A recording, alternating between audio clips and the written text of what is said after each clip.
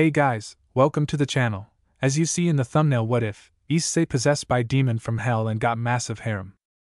Before I start, please do support for more awesome content, and subscribe my channel and like this video. Go support and follow the xDoug-Dimmadome-x for writing that awesome fanfic, and also make sure to comment on this story, link in the description. Let's start this video. Within this prison, there was no jail cells. Why?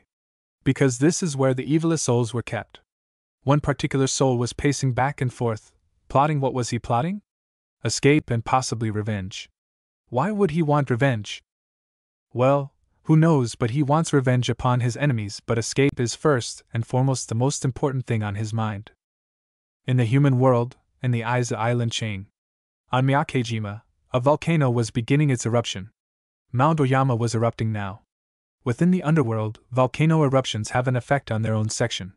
Lava passes through tubes created by the underworld, and one such tube was the prison itself. Since they were only souls, they only felt pain from the lava, but they could never die. However, there was a guard change happening as well. These guards opened gates and closed them to reset the guard. These guards were protected from the lava through magic spells. Nifty bastards, right? Well, when an eruption occurs, a hole is opened from the prison to the human world, but they have to pass through the gate first. Well, both were happening at the same time. The soul that was mentioned now raced past the guards, and hopping into the lava stream. No noise or anything. Souls were silent, but the pain he felt was immense. He could never die, but this pain was too much for him, but he persevered. As he escaped the prison, he was shot out of the volcano, Mount Oyama. He looked around and shot towards the Japanese mainland, hoping to find a new vessel to host. Within the Japanese mainland in Tokyo, a teenager was walking with his girlfriend. He was 16, and so was she. What was going on? Well, they were having a fantastic date together. It was their 5th-year anniversary. "Oh, Kato, this was a great anniversary," the girl said. "Oh, I'm glad, Yuma. I was afraid you were going to think it was boring," Kato said with a chuckle. "Oh, not at all. It was what us girls have always wanted. A date that was well thought out, and a lot of fun. The movie was great." "Well, what do you want to do tonight?" Kato said, hinting towards something. Yuma giggled and picked his. "Not tonight, big boy. I have something I have to do tonight. How about tomorrow?" "All right, sweetie," Kato said, giving her a quick peck. Yuma waved and ran off towards a different direction. Kato, being a man, was suspicious of her. She always disappeared on him on the same day. It was like she was running off somewhere, and she never told him. She would always avoid the question. Well, this time he was going to find out. Kato ran after Yuma while he made sure he wasn't spotted by her. Yuma went into a warehouse and closed the door. Kato climbed up the fire escape and made his way towards a window, climbing in. What he saw was shocking. Yuma began to turn into a much more attractive lady. Bigger breasts, taller, and longer hair. She then grew 2 black wings out of her back. Wait, wings? Kato was confused, but then he saw 2 people kneeling on the ground with bags on their heads. It was a male and female combo. Yuma pulled the bags off of the 2, and Kato had his eyes bulging out of his socket. He climbed through the window, and began to yell out just as Yuma stabbed the mother in the chest with a spear of light. "What are you doing to my parents? Yuma, what are you doing?" Kato cried out, running to his mother. "Kato, why did you follow?" Yuma asked in shock. "I was suspicious that you were cheating on me since you disappeared on every Sunday at the same time. So I followed, and you killed my mother. You also don't look like Yuma anymore. What are you?" A spear of light was then found in Kato's stomach, and in his father's head. The father was dead instantly while Kato fell to his knee, holding onto the spear. The spear held in the blood that slowly came out. "You idiot. You should have listened to me. You could have just died alone and not see your parents die. Now I have no choice but to kill you right here and now." "Kill me? What did me or my parents do to you? You see these wings? I am a fallen angel. That's right, they exist. Devils, angels, and fallen angels. My leader has asked of us to dispose of any threats to our existence. That means your family, and you. We leave no survivors of a family. That is our instructions. Your father and mother both had a sacred gear. It was a threat to us, and now you have to share the same fate as them. Goodbye, Kato." Kato raised his hand only to find another spear in his gut. Both spears then disappeared, which forced the blood to burst out in large gushes. Yuma flew out of the warehouse with a couple other fallen angels, leaving Kato to die next to his own parents. He was still alive, but he couldn't move. He would bleed out. The soul that escaped from the prison found its way into Tokyo. Sensing something, he quickly rushed into a warehouse. He found a boy laying on the ground, dying, and then he saw a woman approaching the warehouse. The soul quickly entered the boy's mouth, entangling his soul with the boy's.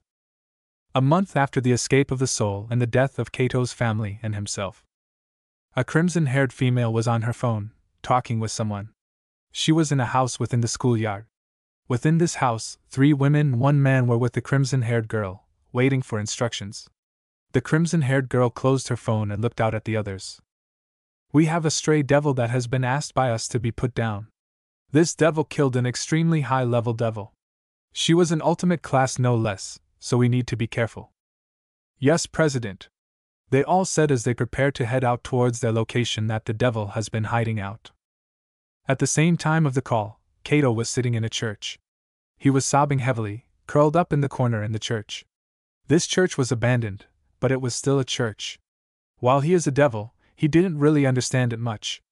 He was cold, alone, and miserable, and he was tired. He couldn't sleep as the nightmares kept him awake. The nightmares got worse a week after he was reborn. Kato was tear-stained and covered in dried blood. His hands were caked in it, and his shirt and pants were covered as well. His face has some stains, but it was for the most part washed off. He didn't know what happened, but he killed his master. Her was ripped off and her blood was on him. He hated her for what she did to him. How could she be so heartless, so cruel? He didn't understand, but he was happy being alone. Kato was broken, an empty shell of his former self. Outside the church, the crimson-haired girl and her group was outside of the church, looking into it. "He is here? Why?" They all shrugged. "I dunno. Maybe he was a churchgoer before? Maybe, but he has to be suffering in there now.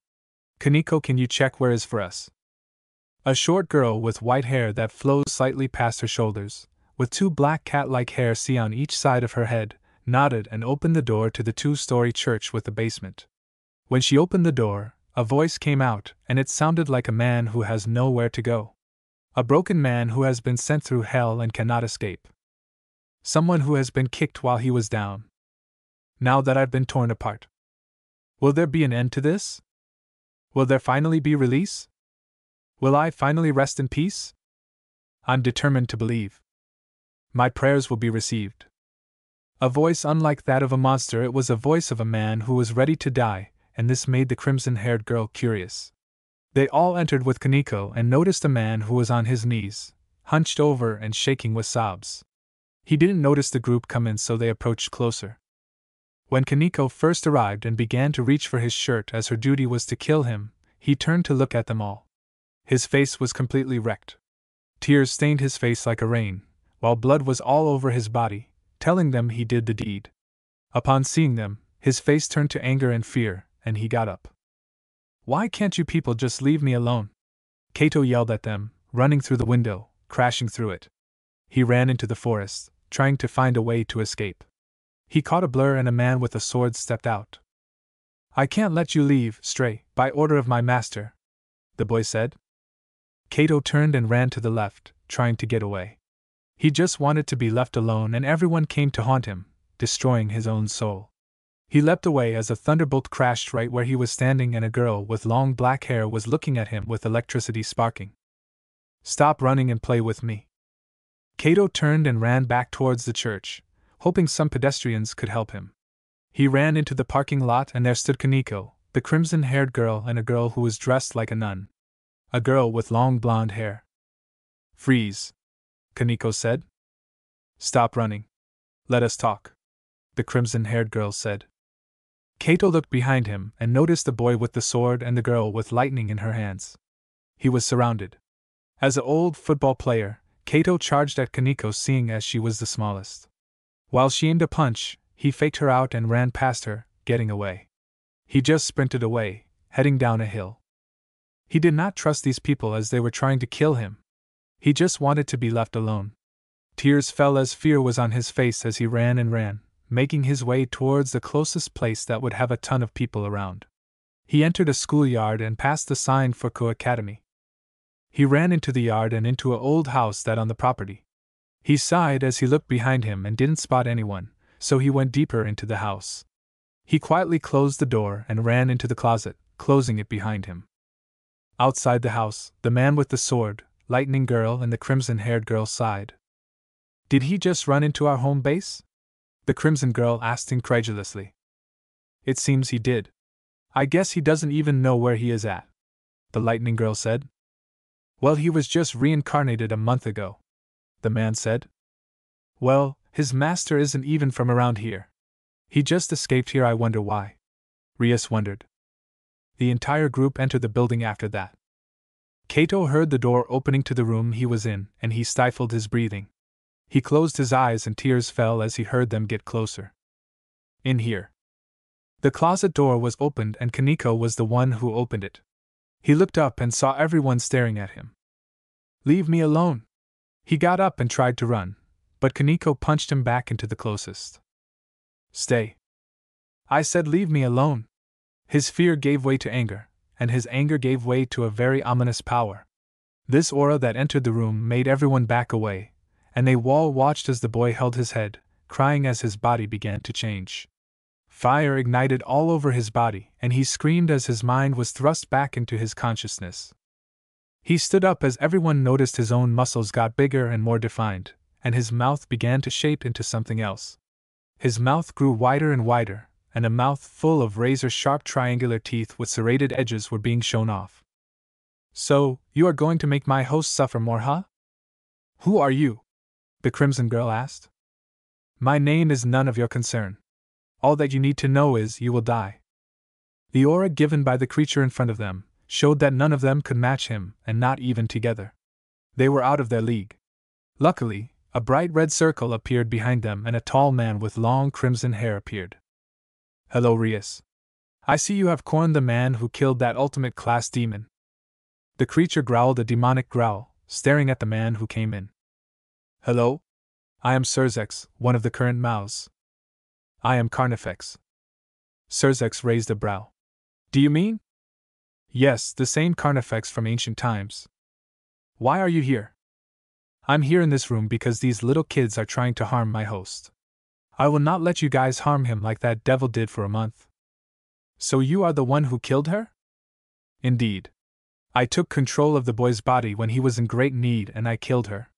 The devil was an evil existence who tortured Kato. She gave him nightmares from what he lived through. Well, made the nightmares occur more and made them a lot more real." "I see. Am not done yet. I escaped from the prison because I timed it correctly with the eruption of Mount Oyama. I am here to get revenge upon the gods who imprisoned me out of fear and to make sure Kato lives a better life." "I see. So what do you want from us?" "Peace. I want Kato to get over what happened to him. I want him to stop having nightmares and become happier." "Why not let him be one of my sister's servants then?" Carnifex glared at the crimson-haired girl. "She tried to kill him." "I wanted to talk first," said the girl. "I noticed something was up." "You didn't call off your servants." "I feared for my life." Carnifex growled. "Fine. I will accept this, but let me warn you, xDoug-Dimmadome-x. You know of my power. You know that the three gods, Hades, Poseidon, and Zeus, had to gang up on him, and it wasn't even enough to kill me. If I sense any sort of betrayal, any sort of harm from my host, I will not hesitate to bring the underworld down to its knees." "I understand. I will keep that in mind. I apologize for tonight." "Humph," Carnifex said as he transformed back into Kato, who was no unconscious, sleeping on the ground. His body was shaking as a nightmare began to occur. "Rias, go ahead." The crimson-haired girl knelt down and placed her own rook piece into the boy, claiming him as her own rook. Luckily, it was a mutation piece and it could fit him. xDoug-Dimmadome-x left the room, leaving the Gremry group handle Kato now. Kato woke up screaming the word, "MOM." He sat up in a flash, sweat covering his body as he began to look at his surroundings. He was in an unfamiliar bed, but then he remembered he was in an unfamiliar part of the country. He looked around and noticed he was alone, so he stood up from the crimson sheets. He noticed he was in a bed that was crimson in everything. Sheets, blanket, pillows, the bed frame. He noticed he was in his older clothes, all ripped and worn out. He stepped out and looked out the window, and it was daytime. He noticed there was kids entering the school. He then peeked out the door before exiting. He walked down the hallway and made his way outside. He poked around, then sprinted out of the schoolyard, making sure to get away from the property as much as possible. He made it towards the bus stop, when he noticed the blonde-haired boy who used swords coming off the bus with the long blonde-haired nun girl. Kato quickly crossed the street, sprinting across. He sighed and finally made it to safety. Now in an alleyway, he headed down the small alleyway, making his way towards the other street. He fetched in his pocket and pulled out some coin, preparing to ride the bus towards the train station. Entering the bus stop, he sat down on a bench. Kato wore a black leather coat, black gloves, a black undershirt, black leather pants, and black tennis shoes. His clothing was ripped, worn out, dirty, and smelly. He also had a small mustache coming in, but it was just a peach fuzz. He normally had a spiked look with his jet black hair, but now it was just messy and dirty. Kato waited for a good 30 minutes when a crimson-haired girl sat next to him. He turned and saw that it was the girl from last night, the one who tried to kill him. He got up and began to walk away calmly, but she knew it was him. Why run from your problems? It is none of your concern. Just leave me alone. It is my concern. You are my servant. I serve no one. I ended my relationship as a servant when my master was killed. I am not yours, Kato said, now walking away.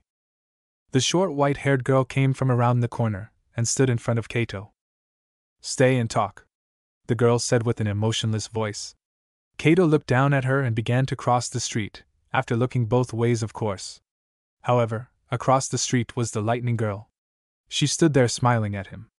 Turning around with a growl, he walked towards the crimson girl with the intent to pass by. However, the white-haired girl gripped his wrist with a tight grip, not letting him leave. Stay, Kato. Talk with me. There is nothing to talk about. I do not know you, and am going somewhere anyway. No, you cannot anymore. You are my servant now.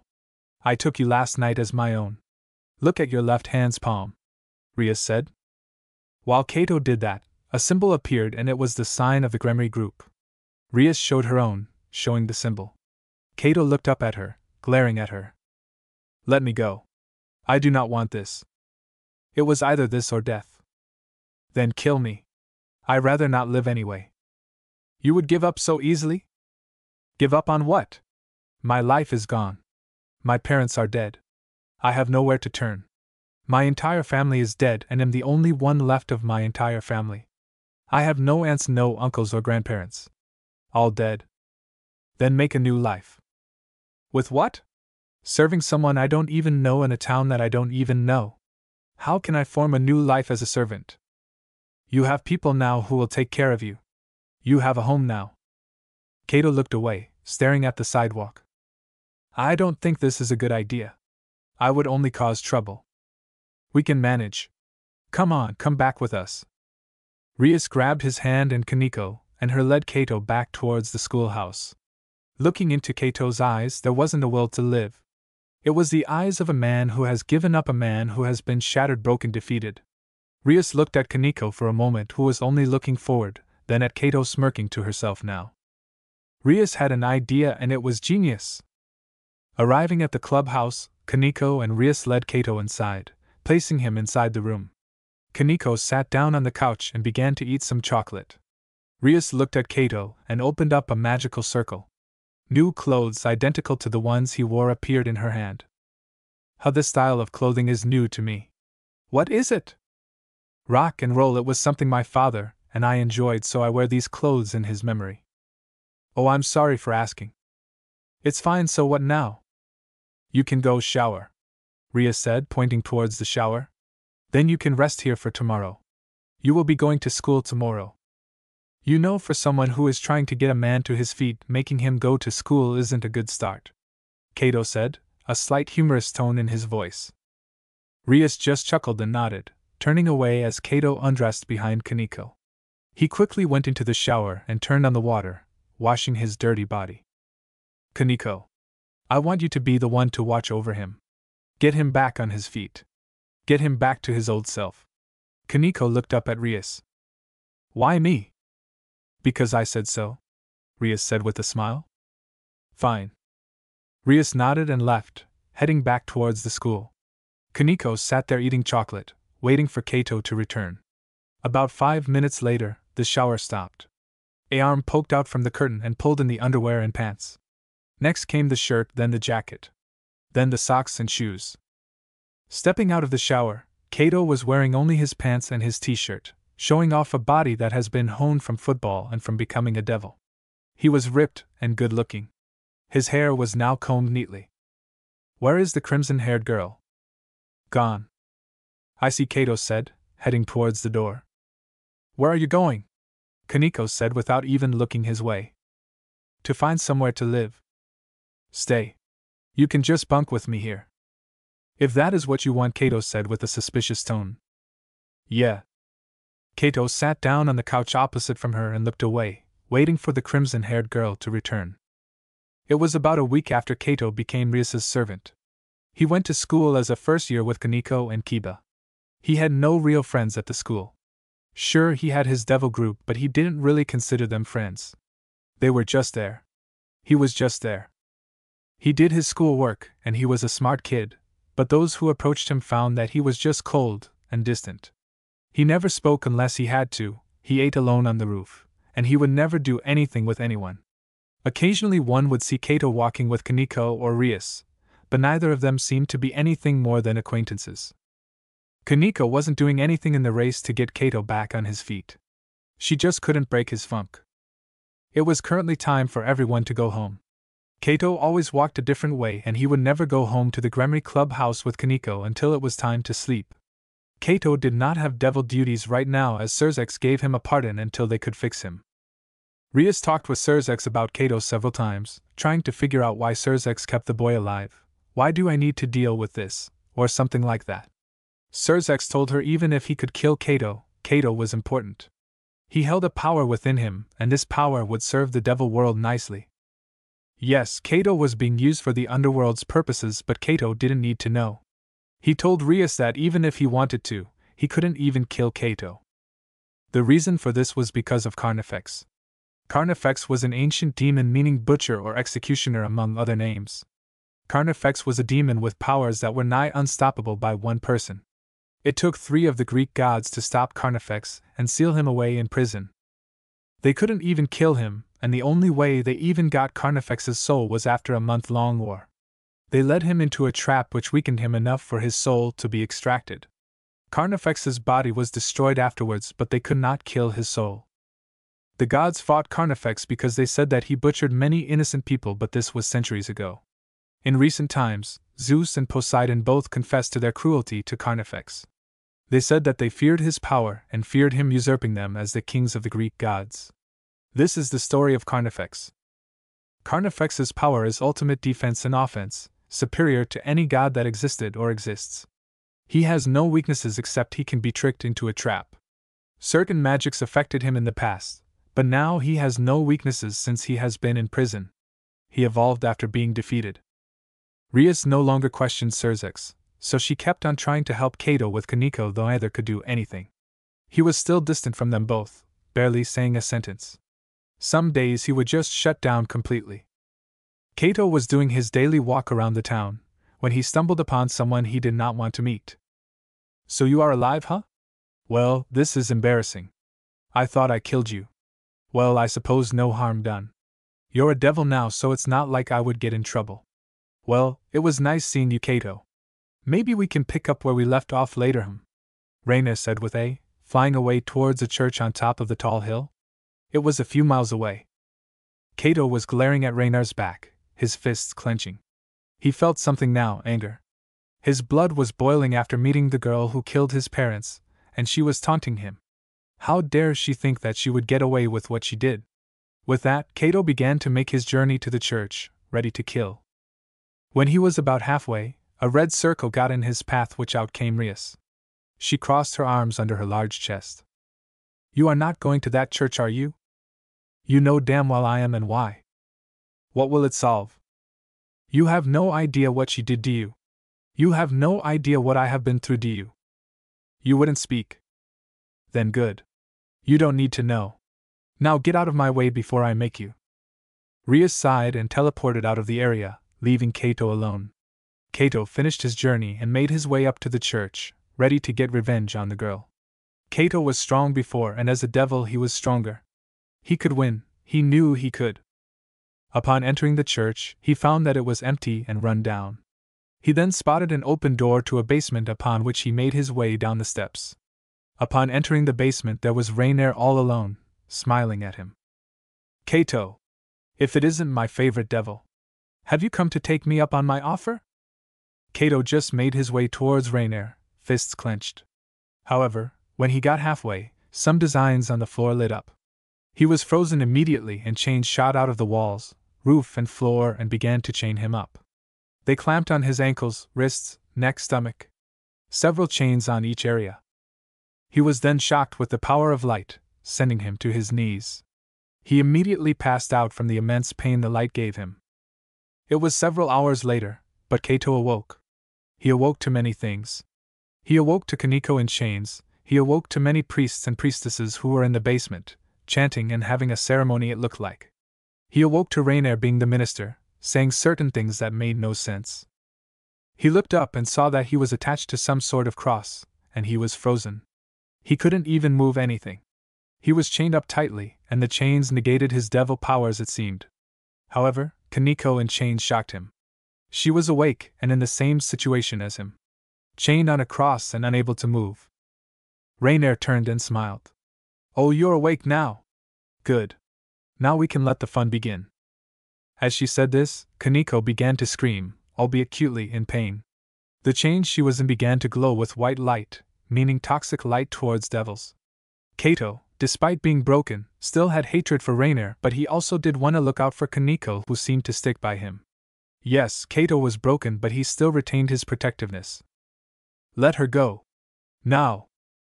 Why would I do that? She is a devil, Rainier said, stopping the torture for now. Kaneko began to pant, trying to catch her breath after the pain took it away. She looked at Rainier with hate. Why are you even here, Kaneko? I am supposed to look after you. I followed, Kaneko said. I don't need your help. Yes, you do. You need help to get over what happened to you. Speaking of that, do you know what happened to Kaito, little girl? Shall I tell? You wouldn't. Do not tell her, Rainier. That is not for her to know. Oh, but I so love this story, she said, only to laugh evilly afterward. Anyways, so here is the story, little girl. Kaito and I have been dating for 5 years. We have been dating ever since he was 11. I was 14. Oh yes, Kaito, am older than you by 3 years. Anyways, it was our 5th year anniversary. He planned such a sweet date, it was actually boring. It was what every woman dreams of. I was just wanting to blow my brains out from how dull it was. So, I disappear every night on a certain day, and Kaito was suspicious. He followed. Now, I am a fallen angel, so I do things for my leaders. So he followed, and there they were. His parents. Kaito began to tear up, his blood boiling as his anger was rising rapidly. Kaneko looked at Kaito's face, who was tearing up, and his fists were clenching. A small movement of the chain shocked her, but her face kept the same. His parents were the ones on their knees, gagged and blindfolded. I killed his mother where she kneeled, which made Kaito come in and protect his father. I stabbed Kaito and killed his father in one shot. Then I killed Kaito with another spear. Oh, it was glorious. Kaito was such a man wanting to protect his loved ones, but he failed. He is quite weak, you know. But that isn't even everything. So, there was this devil woman who was known for being cruel to her servants, so she was entertained. She was a ultimate class devil. So before Kaito died, she resurrected him. Said a boy with blonde hair. He looked crazy, and he was dressed like a priest. The devil girl? Oh man, she was a riot. She knew that Kaito was haunted by something, so she used her mental powers to make him relive it every day for hours on end. He would be there watching like a zombie as he watched his family getting killed over and over. Every night? His nightmares would get worse, and he would cry in his sleep. He would scream, cry, and act all like a little pussy. It was hilarious. Kaneko felt something. She felt sorry for Kaito, and realized just what happened to Kato, and how he became the shell of the man he was before. Kato was destroyed. She looked over at Kato, who was being ignored, but Kato was going through something. His skin was bubbling as if his blood was actually boiling. Kaneko said nothing and looked back at the two bastards now. So, Kato killed the devil and began to be astray. That is when you Gremlins all showed up and made him go through it again. You kicked him out from the abandoned church he was in and made him lose even more of his sanity. You all wanted to kill him. You devils are hilarious. Oh god, that Kato guy is so weak it's pathetic. Anyways, it's time to kill you, little girl. I had enough of story time. A large spear of light began to shine in Reynar's hand and she aimed it at Kaneko's heart. The spear of light was aimed at Kaneko's heart. Raynar began to swing down, but there were gasps of shock. She turned and there he was, Kato, moving against the chains. He was actually pulling on the chains as he walked towards her. Then the chains snapped under the strength of Kato. Whoa! What is this? How did he get free? Someone stop him! Raynar said as she began to back down the steps of the altar. When she ordered his death, Fried, who was the guy who helped torture Kato by helping tell the story, immediately went after Kato with the sword of light. Fried aimed his sword down at Kato's head, but Kato just gripped the blade with his hand and ripped it out of Fried's hand. He then sent a simple punch into Fried's face, but the punch made him fly off the altar, over Reynar's head. Kato turned and gripped Kaneko's chains and ripped them off of her.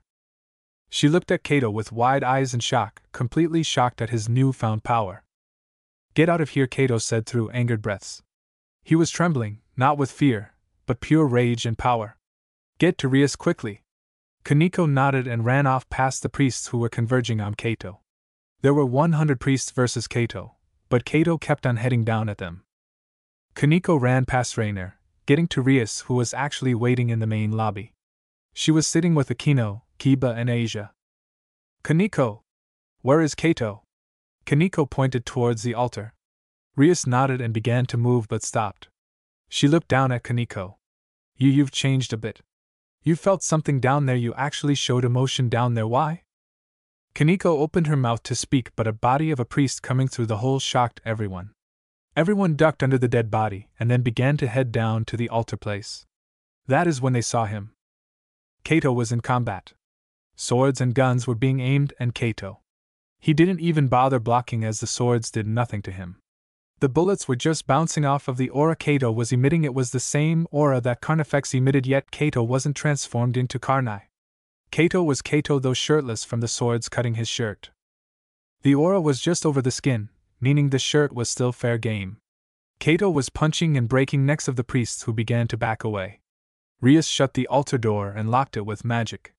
She just watched as Kato dove into the ranks of priests, ripping heads off, ripping arms off, punching, kicking, head-butting. He was like a feral animal. It took 5 minutes, but the 100 priests were dead. He killed 20 of them every minute, making him a killing machine. He looked at Rias and Kaneko, then roared into the air. He was angry and shaking from his rage. Where is she? He said as he approached the Gremry group. They said nothing as they all looked at him with wide eyes, as he was unaffected from the power of light. Where is she? He repeated. Kaneko pointed towards a portal on the left wall that was disappearing rapidly. Kato turned and ran towards the portal. Kato, don't. You are going to start a war, Rias said, but her words didn't reach Kato. Kato went into the portal and found himself within a dead forest. He looked around and spotted Raynar flying away. He growled angrily and began to sprint towards Raynar. Boy. You are in the underworld now. You are within the fallen angels' territory. You are a devil and you are at war with these fallen angels, though it's not full-blown. You coming here to kill just one fallen angel is going to spark a war. You do know this, right? Who are you? Kato questioned. I am Carnifex, and I was the one who saved you from the devil woman who tortured you. I am the demon who you are accessing these powers from. I am your friend. I see. It is nice to meet you, but I do not care about this war. I want her dead. I just wanted you to know what will happen. You have accessed my powers. You have not gained my full power, but you have a power that rivals a god now. My full power is a power that rivals 3 at once. So I can kill her with ease? Very easily. Now let's go get her. Let's get that and her into the ground. Kato nodded and increased his sprint. He was gaining on Rainier, albeit not as fast as he wanted. He crashed through a tree as he wasn't paying attention, which made Rainier turn. She saw him, and with wide eyes she changed direction. Turning, Kato turned his direction and crashed through another tree before he ended up outside the forest. Now he was on a dead plain. The sky was dark and gray, though no rain. It just looked like a dead wasteland. He roared as he increased his speed, gaining faster now on Rainier, who was leading him somewhere. About 10 minutes in on the chase, Kato spotted some other fallen angels who were flying about. They held spears of light and began to throw them at him. Kato just barreled through them, not caring. Kato was getting angrier and angrier, and his aura was getting thicker and thicker. Kato was accessing more and more of Carnifex's power, which gave him more stamina and more speed. Kato was being led to a large castle, where Rainier landed now in a tower. Kato roared in fury as he charged at the castle, leaping into the air. He smashed through the front wall, breaking stone and rock.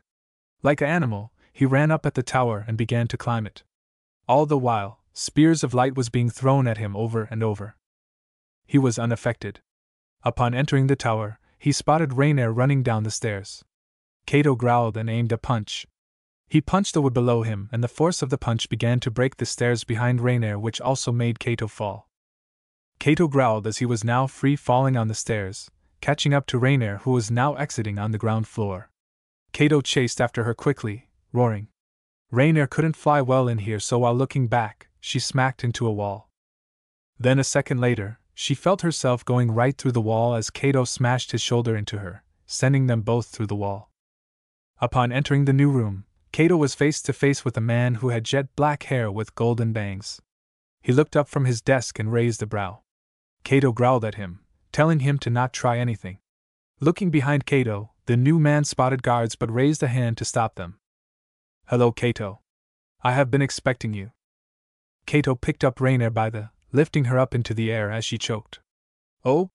You have you? Do tell," Kato said as his hand finally snapped the neck of Rainier, dropping her to the ground. "Oh, I heard about you through the grapevine. I hear you own the power of Carnifex. Is that true?" As if being called, Kato transformed into Carnifex, who smirked. "Azazel. It's been a while." "Indeed. So you found yourself a host, huh? Why him?" "He needed me. He needed someone to look after him, though I am quite surprised he had access to my powers. I didn't think I gave him the access. I wasn't paying attention, I suppose." "Are you going to let him keep it?" "Of course. He earned it." "I see. So what are you going to do now?" "I will still be with this child until he is ready for me to move on. I am getting tired of being a spirit. I can't have my body anymore, can I?" "No, I'm afraid not. It was destroyed. Pity, so as a soul I think I am going to rest in peace when Kato doesn't need me anymore." That sounds like a great plan. Well, as the leader of the fallen angels, I want press charges.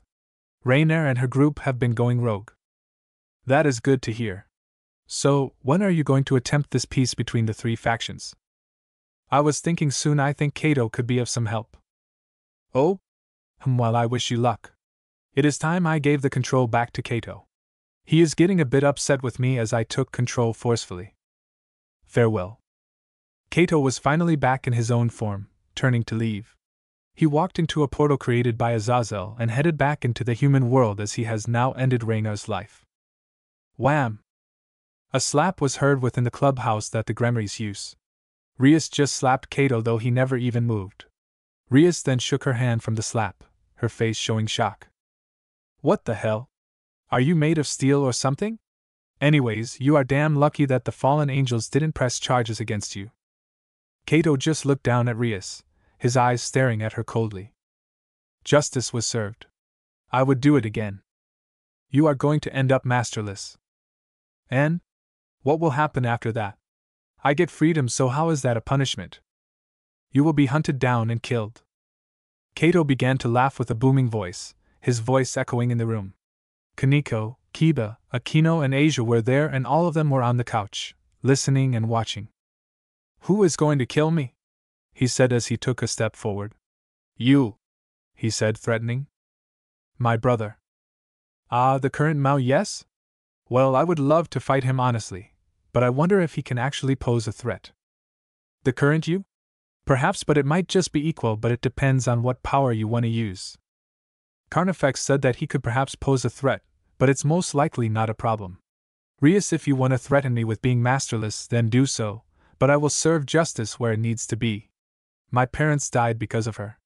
I died because of her. I lost my mind because of her. She deserved death, and no fallen angel would have done it. I did what was needed to be done. If you are going to threaten me with being masterless, then make me masterless, but remember this. Carnifex is still able to control my body and unleash his full power. Your brother would perish quickly, Kato said, walking out of the room. He had enough of being a slave anyway. Kaneko was about to follow him, but Rias signaled her to stop. You do not have to watch over him anymore. He has changed, though I'm not sure what was better. Him broken and defeated, or him too proud and egotistical because of his power. He will get in trouble one day with his attitude. I would have done it too if I was in his shoes. I'm sure anyone would. Perhaps Kaneko, but it was not in the best interest of the devils for him to go rogue and kill her in the fallen angel realm. I understand, but I also understand him. Rias was about to speak, but a large red circle appeared and fire shot out of it. Ah, the human world. It's been a while since I was in this filthy place, said a man coming from the flames. Hello, Rias. It's been a long time. Razor. Kato was walking outside of the school grounds, taking a stroll across the town. Kato was still half-dressed since the battle in the church. He wore only his long leather pants, his socks and shoes. His shirt was gone, so his muscular chest and arms were completely bare. Kato looked like a bodybuilder, yet his proportions were not whack like most bodybuilders. Kato had a very nice six-pack and his abs were bulging. His arms were thick with muscle, though again it was proportional to his body. He ended up walking through the city and ended up at a cliff overlooking the ocean. He took a seat at the edge and began to rub his face with a groan. So what to do now? I live to get revenge. What do I live for now? Happiness? I really don't know where to go from here to obtain happiness. I feel like there is something missing. A girl, perhaps? I would think a girl would complete any man. I really don't know if I'm ready for another girl. I guess I'm still afraid of what she did to me. I do not blame you, but you need to get back on the horse and face your fear. Kato, you are powerful, you are strong, girls will flock to you, you know. You are a devil who will be feared across the religions. I see, well, I will try. Back in the clubhouse, Razor and Rias were talking about marriage. Rias, you are the daughter of Surzex and the next heir of the Gremries. You are to be married to me for the best of the devils. I will not marry you. I will marry who I want to marry. I do not take no for an answer. I will burn everyone here if you do not agree. I will not allow that, Riser. Behave, said a voice coming from a white circle. Out came a woman dressed like a maid. Graphia, Rias said. So he sent you to make sure I go through with this, huh? I came to make sure there was no unnecessary fighting. If you cannot settle this peacefully, then how about a raiding game? A raiding game? Is that really fair with their current members? Razor asked. They seem to be missing one, Graphia noted. Where is this other one of yours? He and I had a slight argument/fight. He went off on his own through the city. He is able to handle himself quite well. Even if you have one more member, it wouldn't matter. I have a full group. I also have experience. We have a Kato, Kaneko said softly. That is his name? Graphia asked. Kaneko nodded. Yes. His name is Kato. Kato would wipe the floor with Razor, but Kato doesn't listen well to Rias. Graphia smiled. Hard to break, is he? She asked Rias. More so than you can imagine. Razor chuckled. So, little girl, you say this Kato can defeat me? Too easily. A challenge it's hard to resist for me, so Rias, I want to fight this Kato. If I lose, I will back away from marriage. If I win, you will marry me instantly. Does the ultimate queen agree to this? Sounds fair. Rias? Rias looked at Kaneko with a glare but sighed. I agree. Good. I will teleport Razor and get Kato in there. Got it. Back at the cliff, Kato was meditating. He was entering his own soul and making Carnifex's power into his own. He opened his eyes and sighed as he felt the power rearranging around on his body. He then was shocked as he saw a red circle under his body. He then growled as he felt himself being teleported somewhere. Now on a weird-looking castle ground thing, Kato looked up. There was a purple sky, meaning a new dimension. He growled and looked around, spotting a floating platform. Rias, Xerxes, Graphia, and Razor's little sister were sitting down. The rest of the Gremries were on another platform across the field from the first platform. Kato glared at Rias. Why am I here, Rias? Kato. I want you to fight for me. Fight Razor for me. You expect me to fight for you? You really don't know me very well. I am not in the mood to do anything for you. The dimension field they were on actually was really large. You could actually leave the entire dimension if you got far enough. Kato turned around and began to walk away, heading towards the dimensional exit. Running, are you? Rias, is this pathetic servant really your secret weapon? Do not underestimate him, Razor. Well, I shall end this. Forming a large ball of fire in his hand, Razor shot the very hot flame into Kato's back. I win. That flame would have ended him instantly if this was a real battlefield. However, there was no announcement about Razor winning. The flame dispersed and there stood Kato, stopped in his tracks but back to Kato. Did you just attack me with my back turned? How did he survive my attack? There is no goddamn way.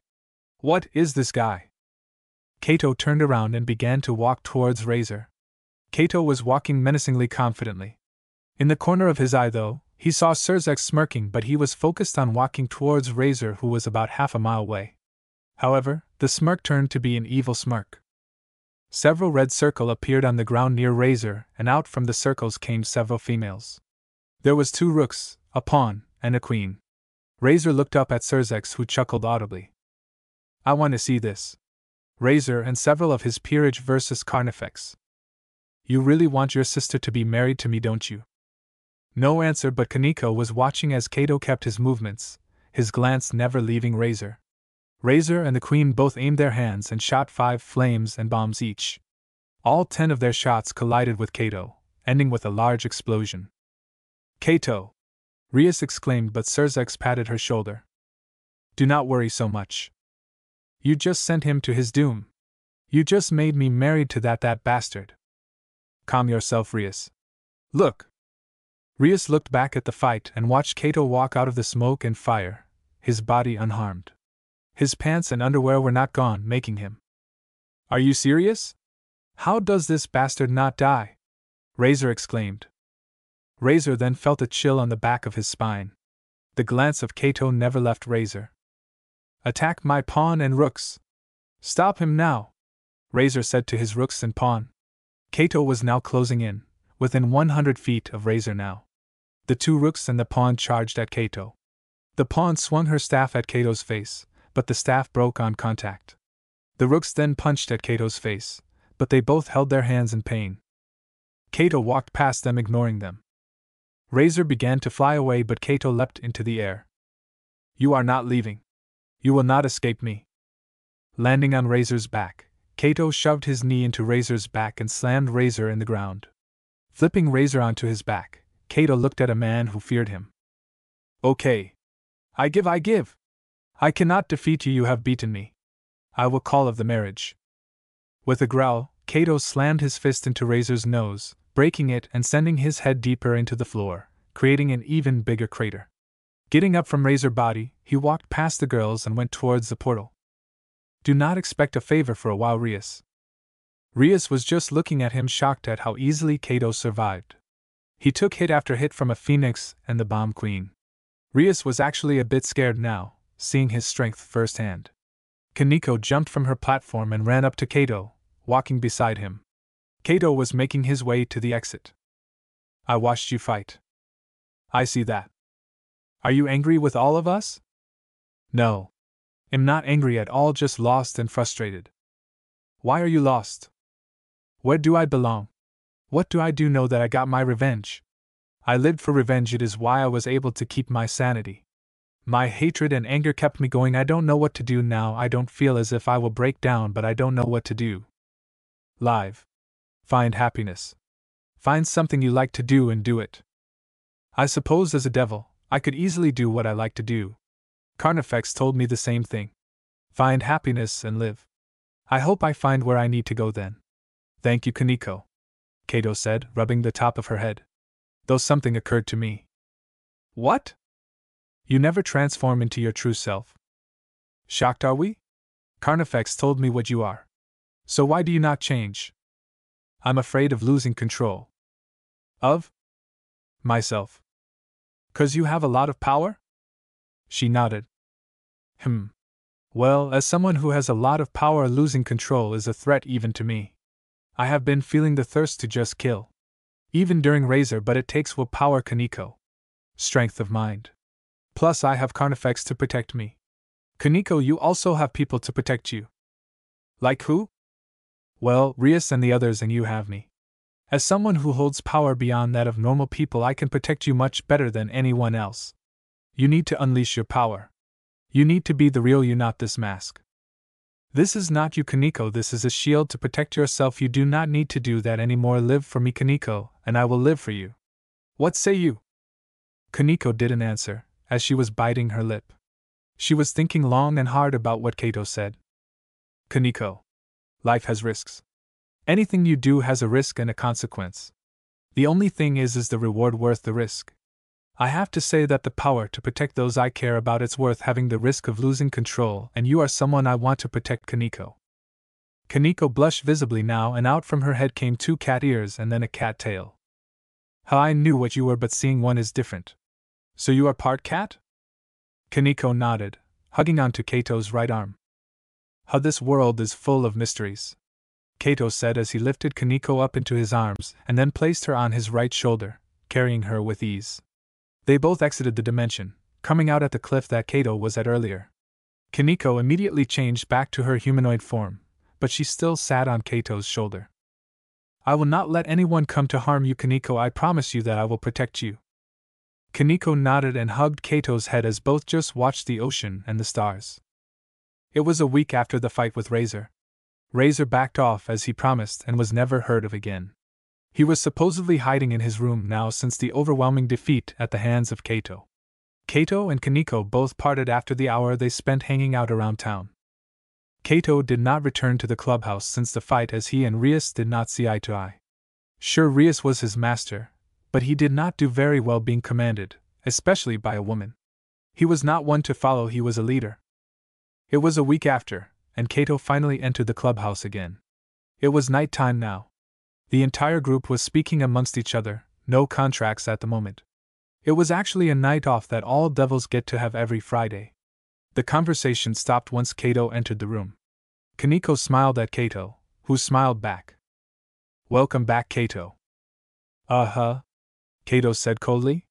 He still did not get along with Rias, but he wasn't exactly angry with her. Rias sighed and kept her spot next to Akino, who sat in the middle of Rias and Kiba. Kaneko was in the middle next to Asia, which Kato took his seat next to Kaneko. So now that we are all here, let's go out and do something. It is boring being cooped up in here all the time. Why not come to the party in the underworld? Said a very recognizable voice from behind Rias. Out from a red circle came Surzex, who was the king of the devils. A party? Rias asked. Yes. It is a party that all of the Maos are going to. We are all taking a day off and just relaxing. It is a rare event, of course. So I would like to invite all of you. How about it? I am up for it. How about you guys? Everyone but Kato said yes. Everyone looked at Kato. Don't look at me. What you guys want to do is up to you. I will do what I want. Kato, behave, Kaneko said, pinching Kato's leg. Kato didn't feel much pain at all due to how strong his body is, but the message was all the same. Fine. I will go. Great. Let's go, Surzex said. We should probably dress up, Rias said. That is up to you. I am going in just casual clothing. None of my royalty clothing, Surzex said. I am not dressing up. I will wear what I want. There is no way I am dressing up for anything, Kato said defiantly. He refuses to wear a suit. He hates them. It's all about wearing what is comfortable, not what is cool, fashionable, or required. He hates suits. xDoug-Dimmadome-x chuckled and disappeared into the circle, along with the other gremries. They all entered the party and began to go their separate ways, enjoying the party the way they want to. It was all in the castle walls of the Gremry Castle. It was an enormous party that was held inside and out. Kato went for food. Kaneko went to go chill out somewhere. Kiba went to find his old sword master. Akino and Rias both went to talk to the big wigs, and Asia just followed Akino and Rias. She was a shy girl. A few hours later, the Gremry group, minus Kato, and Grafia were all sitting at a private dinner table with the rest of the mouse. Only the bigwigs get to sit at this table. Where is xDoug-Dimmadome-x? Why is he not here? Rias questioned. I believe he is with Kato, Grafia said. Rias looks around and pointed towards the firing range. Is that them? Oh yes. I wonder why they are there. Over at the firing range, xDoug-Dimmadome-x opened fire with an M1911 pistol and shot 5 rounds in 5 seconds, pelting the humanoid gelatin. All his shots hit the head and blew the top of the head off. Ha! Beat that! xDoug-Dimmadome-x exclaimed. Kato smirked evilly and took out a gun from the box at his feet. He brought this one from storage as the box was dusty. xDoug-Dimmadome-x waited patiently, just looking at Kato's own gelatin. They were competing with each other. Kato set up his gun on a bipod, looking down the sight. It was the M2 Browning .50 cal machine gun. Opening fire, Kato released 20 bullets in 5 seconds, blowing apart his own gelatin man while also destroying xDoug-Dimmadome-x's gelatin man. That's cheating. Are you challenging my manliness? xDoug-Dimmadome-x questioned of Kato. Yes, Kato said without fear to the Mao.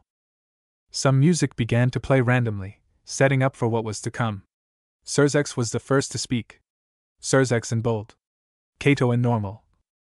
I was born with hair on my chest. A gleam in my eye to latch onto a breast. I cut my own umbilical cord with my razor-sharp teeth.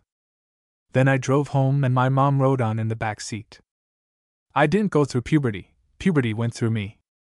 And it was never even awkward, 'cause I made it happen instantly. If you addressed a letter to man and put it in the mail, rest assured I'd receive it, but I ain't gonna be your pen pal. My time is too valuable for that. I'll be too busy working a jackhammer. You're a mama's boy. I was born in an Arctic cave and adopted by wolves. That's how I was raised. I didn't drink milk. I suckled the fangs of venomous snakes. I killed the first man that I met with just my firm handshake. I potty trained myself, you're still bedwetting. I smell like charcoal when I'm sweating and was the best man at my own wedding. Search Google images for masculinity. Feel free to Photoshop your face on that image of me. Creative Commons punk. Meanwhile, I'll be adjusting some really large nuts. I rise before the sun, screw circadian rhythm. I bathe with sandpaper and my underwear is denim.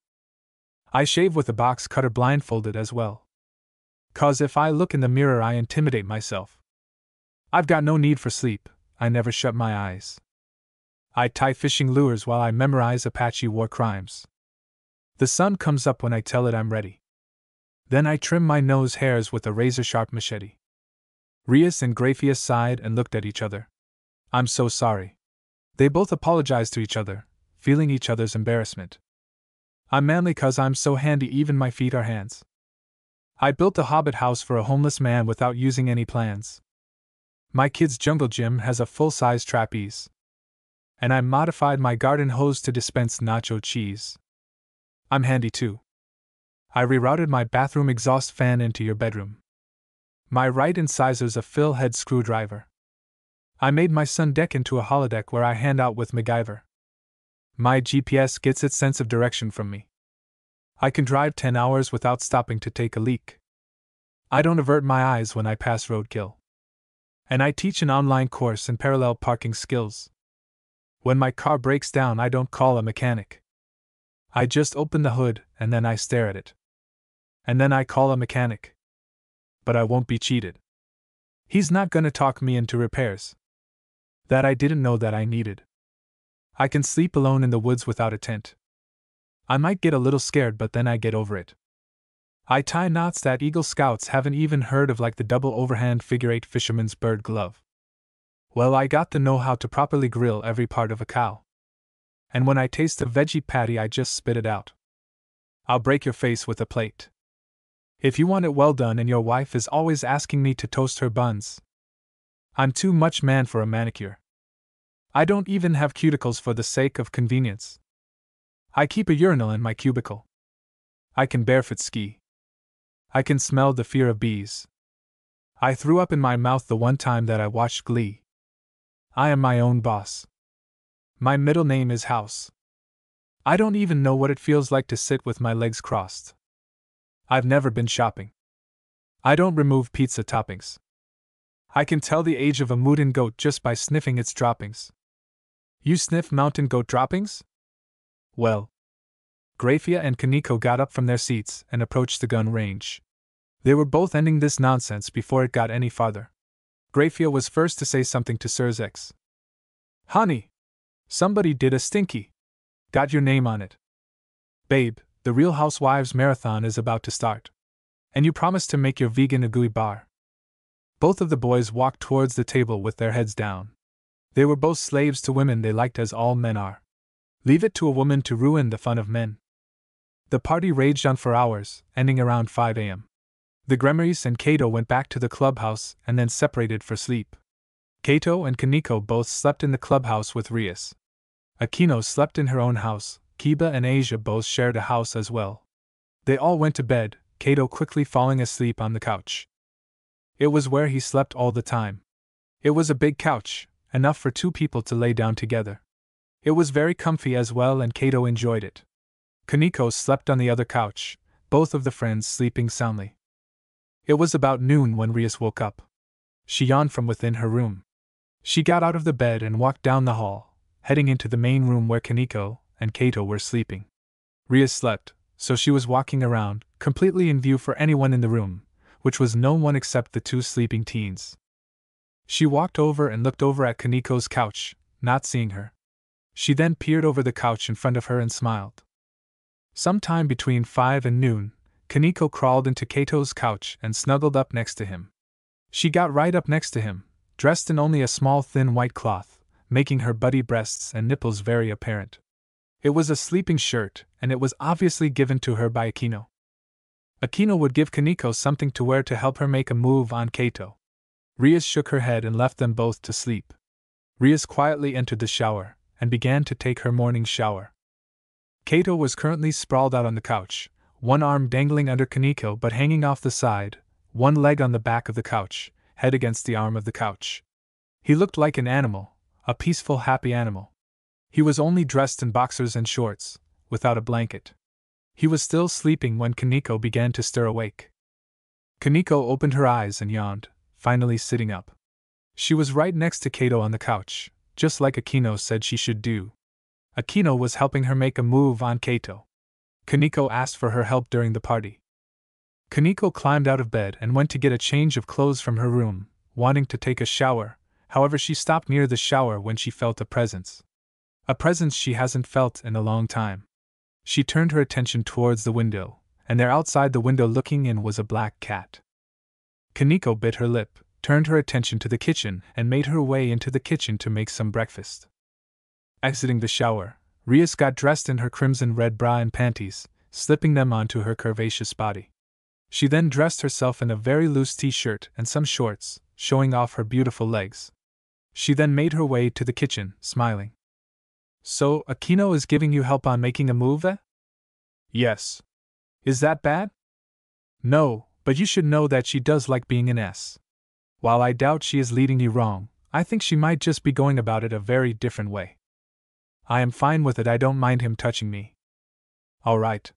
Just be careful, alright? Yes. Awakening from his slumber, Kato let out a loud yawn and he sat up while stretching. He sniffed his armpit and decided to take a shower. He left to pick up some clothes from his dresser within the large closest, picking out a nice t-shirt and shorts. He then undressed himself and entered the shower with his own cleaning supplies. He turned on the hot water and began to hum to himself, cleaning his body. Within the kitchen, Rias and Kaneko both listened to the loud sounds of Kato awakening. The loud sounds of animals came to mind, which brought a smile to Rias. Rias then looked to Kaneko, then smirked. Now might be a good time to make a move. You think? He is washing his body. He could use somebody to watch his back for him. Yes. I understand. I shall. Kaneko left to go do what Rias suggested, which made Rias smirk. Akino then arrived into the kitchen, smiling. Did I just hear correctly? Yes, you did. I took a lesson from your playbook and told her to go wash Kato's back. I have never told her to be with him, though. I think you would, though. You do know me so well. They both then shared a laugh and began to finish making the large breakfast. Sausage, eggs, biscuits, sausage gravy, bacon and some jam. They both listened to the shower and the humming, excited for the events that shall take place. Still humming and currently soaping up his chest and armpits, he felt a small air draft. He stopped and looked around, but saw nothing. He then shrugged his shoulders and went back to his cleaning. May I wash your back for you? Ea. Kato yelled out, slamming his back against the wall. His eyes went wide like a frightened animal. After a few seconds, he realized his position and covered his eyes and his crotch. What are you doing in here? I wanted to take a shower too. You were in here and I thought we could wash each other's backs. We aren't the same gender though. So? Isn't this kind of I don't know naughty? No. We are friends. We can wash each other's backs without making it awkward. Maybe you can, but I am a guy, Kaneko. We kind of like bodies. Then why are you closing your eyes? 'Cause you are. Are you saying you do not like my body? That's not what I'm saying at all. Is it because I don't have large breasts like Rias or Akino? What? No. It isn't what you think. I like your body, Kaneko. I think it's lovely, but Kato said, only to stop when he realized he was just digging his grave. Rias and Akino were both laughing and chuckling from the voices that carried throughout the house. It was hilarious to hear Kato all flustered. Kato, the strongest being in existence, is at the mercy of a girl. It's just funny because all men are weakened by women, it seems. Back in the shower, Kaneko took Kato's hand from over his eyes and forced his hand to her developing chest, placing his hand right over the left breast. Kato immediately froze up and went red, his manhood already getting rock hard. I. Who he her na? Kato stuttered out, unable to form a coherent thought. He was being overloaded by the sensations of a woman's body. It was so different from the touch of Yuma. Yuma felt cold to his touch. He remembered the feeling of Yuma. At the time, he thought nothing of it, but now he understands. Kaneko was warm and comforting, Yuma was cold and frightening. Kaneko was accepting, loving, Yuma was just using him, stringing him along for her own goals. Kaneko was his friend, Yuma was dead, but nonetheless. Did he feel anything for Kaneko? Yes, he did. Was he sure what he felt? No, but he knew this. When he was Kaneko, he felt his body being warmed up. He felt safe and secure when he was with her. He felt so much warmer than when he was with Yuma. He doesn't know what this feeling is, but he knew he was happy with Kaneko. Kato had his eyes shut and a hard-thinking face on. He was so much in thought. Kaneko was curious and scared to what he was thinking. He was just sitting there on his knees, keeping his hand on her breast without pulling away, but he wasn't looking at her. She was worried, but then Kato finally opened his eyes. He then pulled away from Kaneko. I was all Kato could say. He wasn't sure what to say right now. Kaneko and Kato looked at each other, and a silence filled the air. This was the moment of truth for Kaneko if she could make Kato her own, but only silence filled the room. The curtain opened and Kato looked into the faces of Akino and Rias, who were both smiling and looking down at them both. Oh, just! Rias and Akino said together. Kato growled and began to open his mouth to yell at the two, but his were caught. His were pressed against the soft tender of Kaneko, who took his face and planted her soft upon his. She kept her hands on his face so he wouldn't escape, but Kato didn't. He just hugged her form to his own, and deepened the, while under the hot water of the shower. Rias and Akino both watched as they at each other, sharing a tender moment. It was at that moment that Kaneko and Kato became an item. Thanks for watching this video. If you really enjoyed this video, like, subscribe, and comment down below, and turn on that bell notification. Don't forget to support and follow the xDoug-Dimmadome-x for writing that awesome fanfic, and also make sure to comment on this story, link in the description. See you in the next video. Goodbye.